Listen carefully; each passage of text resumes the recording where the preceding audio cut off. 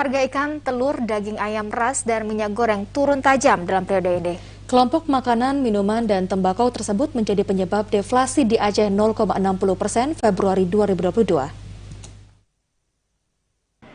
Jika dibandingkan Melabo deflasi 0,87%, Banda Aceh 0,34%, dan Luxmawe deflasi 0,99%, maka Aceh secara agregat pada bulan Februari 2022 mengalami deflasi sebesar 0,60%.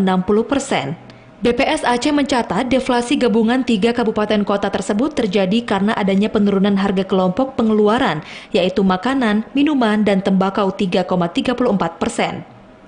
Sedangkan kelompok pengeluaran yang mengalami inflasi yaitu pakaian dan alas kaki 0,25%, perumahan, air, listrik, dan gas serta bahan bakar rumah tangga 0,55%, perlengkapan, peralatan, dan pemeliharaan rutin rumah tangga 0,57%, kesehatan 0,06%, transportasi 1,60%, rekreasi, olahraga, dan budaya 0,36%, penyediaan makanan dan minuman restoran 0,62%, kelompok perawatan pribadi dan jasa lainnya sebesar 1,03%.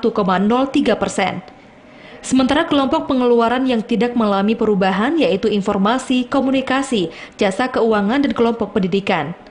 Dengan deflasi sebesar 0,60%, otomatis indeks harga konsumen IHK dari 110,06 pada Januari 2022 menjadi 109,40 pada Februari 2022.